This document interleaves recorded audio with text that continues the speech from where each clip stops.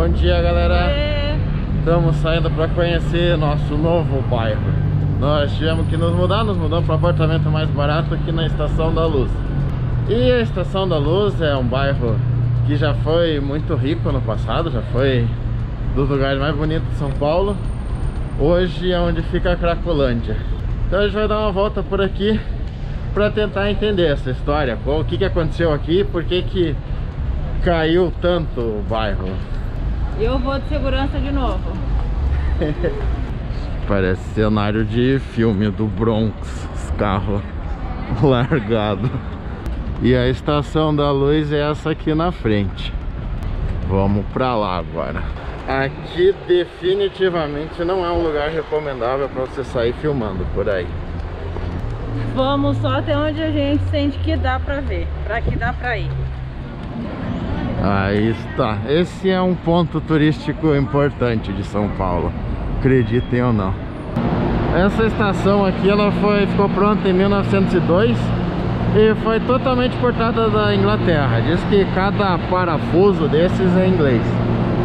E hoje ela ainda funciona como estação aqui para tanto os trens para a cidade vizinha quanto o metrô. E essa estação foi construída por uma companhia inglesa e basicamente ela servia para trazer, ela ia para o interior de São Paulo até Santos. E a principal função era transportar o café para o Porto de Santos para ser exportado. Essa estação aqui ela foi inspirada numa estação de trem australiana de Melbourne. E inicialmente tinha um andar só, depois reformaram, aumentaram. E ela é uma estação bonita, uma das estações de trens mais bonitas que a gente já passou. Pena que o bairro que ela fica tá tão descuidado. E na frente da estação fica o Parque da Luz, que foi o primeiro parque público de São Paulo. Aqui era um jardim botânico e depois virou parque. Tá fechado hoje. Te mostro aqui de fora.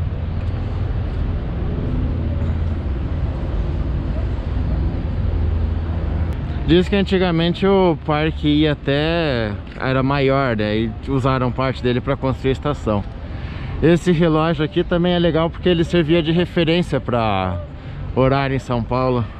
Aliás, a título de curiosidade, a Inglaterra hoje é referência no horário mundial por causa dos trens. Como eles desenvolveram um sistema ferroviário, eles tiveram que improvisar os relógios, porque antigamente ninguém estava nem aí, né? Você tinha lá uma cidadinha pequena e usavam como referência o horário da igreja, que podia estar errado, podia estar até meia hora de diferença em relação à capital. Mas para poder sincronizar os trens, eles precisaram fazer o horário certo em cada lugar. E como aqui era estação de trem, se supunha que o horário da estação era o horário certo. O Parque da Luz, ele é todo gradeado. E houve uma época que aqui era centro de prostituição, era tomado assim por prostituta. Hoje em dia parece que já não é mais, parece que sofreu umas revitalizações e agora já não é mais, já tem controle de quem entra, quem sai.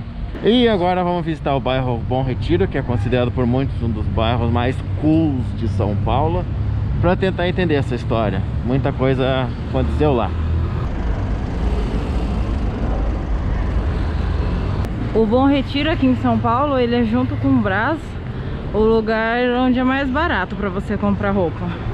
Aqui geralmente eles vendem na semana roupa no atacado, e aí no final de semana você vem e pode comprar roupa no varejo. Tá bem vazio, talvez por conta do vírus. Eu estou surpreendida, inclusive achei que fosse estar cheio do mesmo jeito. Mas aqui é o lugar de você vir e renovar o guarda-roupa. Bom, agora vamos contar um pouco da história da prostituição de São Paulo. Essa aqui, a Rua Cesário Lombroso, é uma rua de pura loja de roupa, que provavelmente estão todas fechadas por causa da pandemia. Mas se a gente estivesse andando aqui em 1940, ia ser tudo bordel, tudo casa de prostituição. A história da prostituição em São Paulo é muito antiga. Historiadores acreditam que as primeiras prostitutas começaram a chegar lá por volta de 1550, quando o jesuíta Manuel da Nóbrega mandou uma carta para o rei de Portugal pedindo que mandasse umas mulheres erradas para cá, e algumas órfãs, porque tinha homem demais e aqui elas conseguiriam casar. E aí as mulheres que não conseguiram casar acabaram procurando uma profissão para se manter.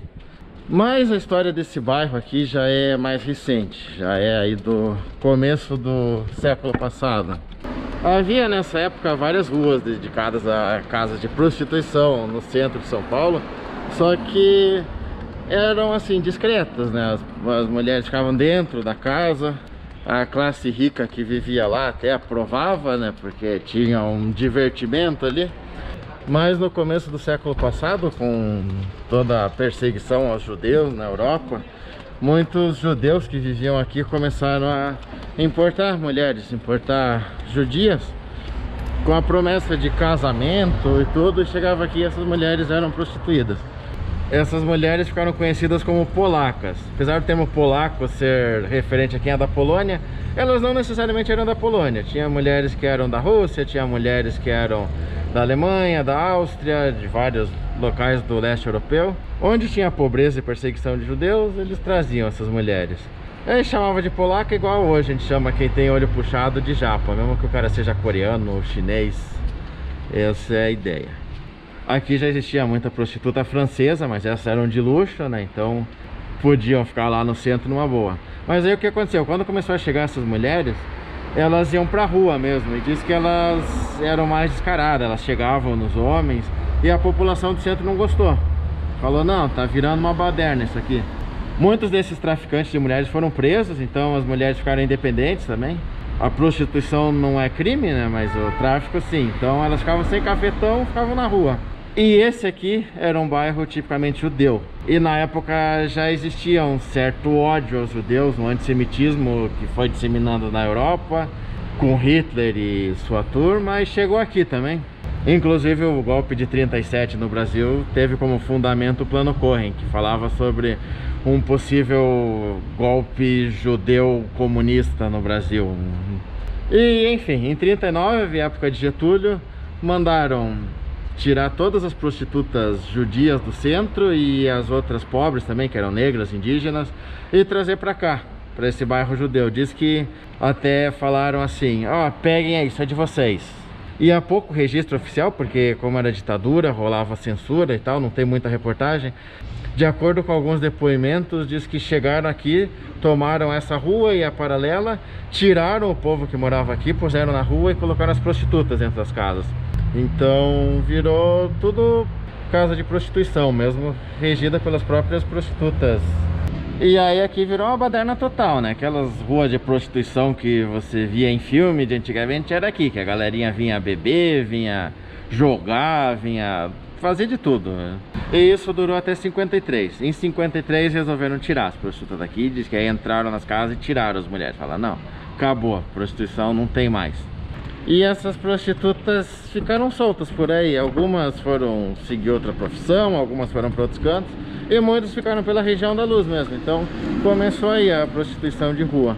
Muitas foram pro Parque da Luz e seguem lá a tradição até hoje. Como a gente mencionou, o parque já foi remodelado recentemente, então parece que já não tem tanto lá dentro, mas nas ruas dos arredores tem bastante.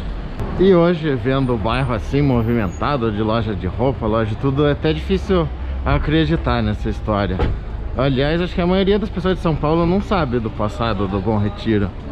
Uma outra coisa que a gente tem que contar também é que essas mulheres, provavelmente, né, essas polacas, estavam nessa vida por falta de opção, porque tiraram elas dos países que elas estavam para trazer para cá. Ninguém deve ficar nessa vida porque quer, a não ser a Bruna Surfistinha. E aí essas mulheres que estavam aqui, elas eram tipo o cocôzinho dos judeus que estavam em São Paulo. Então elas não tinham direito nem de serem enterradas nos cemitérios que os judeus eram enterrados. Aí o que elas fizeram? Elas se uniram e entre elas criaram uma associação. Então elas cuidavam uma das outras. Aí aqui em São Paulo tem um cemitério que chama o Cemitério do Chora Menino. Elas compraram uma parte desse cemitério para serem enterradas como pessoas. Então elas podiam fazer o velório, tinham lápides, podiam receber as visitas nos túmulos. E elas ficaram lá. Até que foi passando os anos e elas não estavam mais cuidando desse lugar.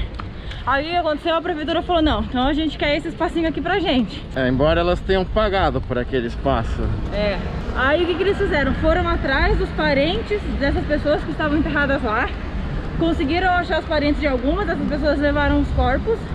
E sobrou 209 corpos nesse cemitério. Aí depois de uma certa pressão, o cemitério judaico do Butantã aceitou levar esse pessoal pra lá. E aí eles foram enterradas lá, tipo, quase em valas comuns. Fizeram 4 fileiras, enterraram um corpo do lado do outro e deixou. Isso foi lá pela década de 70, só pra dar uma referência. E aí depois de muito tempo, depois de muitos anos, o rabino Henry Sobel, se eu não me engano, ele foi, mandou por lá pedindo esses nomes e contou que a história dessas polacas, elas têm que ser ensinadas na escola. Porque as pessoas precisam aprender com o passado para não repetir os erros no futuro. Provavelmente os traficantes que trouxeram elas pra cá estavam enterrados lá no cemitério Butantã. Enfim, as injustiças da história. Trazer as prostitutas pra cá e depois largar elas por aí foi o começo do declínio da Luz. Mas o bairro ainda prosperou por um bom tempo, graças ao cinema brasileiro, principalmente pela porno chanchada. Essa região que a gente está agora, em frente à estação Prestes, era conhecida como a Boca do Lixo. Diz que se a gente estivesse andando por aqui entre as décadas de 60 e 90, a gente veria um monte de carro, um monte de gente, um monte de carroça levando rolos de filme. Porque eram aqui que ficavam os estúdios e os escritórios dos principais produtores do cinema brasileiro marginal. Que estão aí a famosa porno chanchada e também outros gêneros, como o filme do Zé do Caixão e filmes de bang bang brasileiro, essas coisas. Isso teve força principalmente durante a época da ditadura, porque muita coisa era proibida. A pornografia, por exemplo, era proibida, né? Então as pessoas desenvolveram o gênero da porno chanchada, que era uma pornografia encenada, misturada com comédia, que satisfazia a vontade da galera e também passava na censura. E diz que os cineastas também aproveitavam nos filmes para colocar uma crítica indireta para a ditadura e às vezes passava ali despercebido. Ou seja, se você vê um filme de porno chanchada, você vai ver com outros olhos agora. Vai lembrar que foi um cinema de resistência. E esse é um bairro bonito, com uma arquitetura bonita, com casas bonitas da época. Pena que tá descuidado. Poderia se tornar um bairro histórico, um bairro chique, um bairro da boemia. A gente já viu isso em vários outros países, em outras cidades, que eles têm lá um centrinho histórico cheio de bares. Mas infelizmente não é assim. E essas distribuidoras de filme, esses estúdios de filme ficavam aqui principalmente por causa da Estação da Luz, porque eles terminavam de fazer o filme, editar, e aí eles pegavam aqueles rolos, mandavam pra estação e aí distribuía pelo Brasil. E nem só pra estação, mandavam também pra onde tinha terminado aqui. Isso sustentou o bairro por algum tempo, só que aí no fim da década de 80, década de 90, a ditadura caiu, a censura acabou. Então a galera começou a pedir filme com cena de sexo explícito. E aí as atrizes se recusavam a fazer, alguns diretores não queriam fazer. Ficava caro para fazer também, porque eles não conseguiam competir com filmes estrangeiros. Era mais fácil importar pornografia do que produzir aqui. Esse cinema de baixa qualidade também, a galera já não curtia mais. Então as lojas foram fechando. Foi mais um golpe para a Luz. Outra paulada que deram na Luz foi a construção do terminal rodoviário na década de 60, que ficava bem aqui, onde está essa praça agora. E, historicamente, você construir uma rodoviária num lugar já acaba empobrecendo o lugar, porque começa a ter pequenos furtos, né, de pessoa que vem roubar os pessoas que chegam de viagem. Começa a ter mais prostituição na área também. E aí mudou um pouco a cara, né? As casas que estavam aqui viraram hotéis de baixa qualidade, mas se sustentava em torno disso. E aí na década de 80 fecharam a rodoviária e aí afundou de vez. Os hotéis já deixaram de existir e aí já não eram nada. Mas aí o bairro foi decaindo e evoluiu para Cracolândia. Aliás, a gente tá bem na Cracolândia. Cracolândia é ali na frente. Nós obviamente não vamos pra lá, mas aí tá a concentração, a zona livre do tráfico de droga de São Paulo. Aqui é a rua Helvétia e é tipo, sei lá, se você falar onde é Cracolândia, vai falar, lá na Helvétia. É onde a galerinha vai se concentrando também.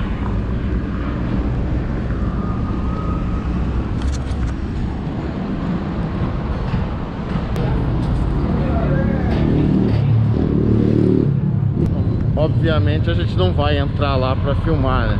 Já rolou uma certa tensão quando a gente tava passando ali perto, que o cara viu e falou, câmera não, câmera não. Obviamente eles não querem aparecer numa imagem lá, né? Mas acho que todo mundo já viu imagem desse lugar na televisão. A gente só queria mostrar como eram os arredores. E acho que todo prefeito novo que assume São Paulo promete que vai dar um jeito na região. Mas parece que depois que entra, percebe que o buraco é mais embaixo, que não é tão simples assim. E o negócio vai ficando e cada vez maior. E vai empurrando com a barriga. Se vocês quiserem ter ideia de como está crescendo esse lugar, vocês podem até comparar as imagens do Google Street. O carro do Google passou lá em duas épocas distintas. Você vê que a mais atual o negócio está maior. E hoje não dá nem pra passar o carro do Google lá. A rua tá fechada mesmo, não dá pra entrar. Aliás, uma curiosidade, onde era a antiga rodoviária, foi gastado 50 milhões do dinheiro público pra construir ali um centro de lazer, né? Como que era? Espaço cultural. É.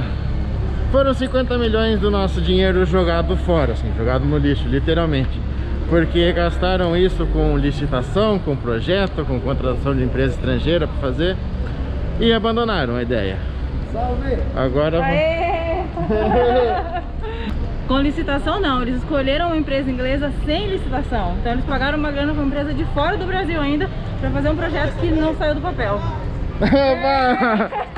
Falou! E assim, não vai ser aproveitado, já desistiram da ideia, vão fazer outra coisa ali. Vão construir um hospital. O que é melhor um hospital, mas é triste ter jogado 50 milhões fora.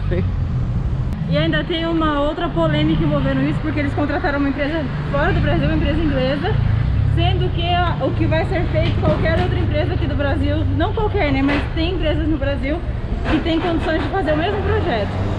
Então é uma obra aí que não está muito explicada. Bom, a gente fez uma doação de caridade para uma empresa inglesa, né? Vamos pensar dessa forma. Vamos ver se a gente tem algum retorno. Bom, galera, então é isso. Espero que tenha dado para entender aí, né? Como uma série de decisões erradas do passado transformaram essa região no que hoje é conhecido como a Cracolândia. E a Cracolândia, infelizmente, não para de crescer. Quem souber mais história, quiser contribuir também com história daqui ou outras histórias de São Paulo, comentem aí que a gente vai contando. E até a próxima!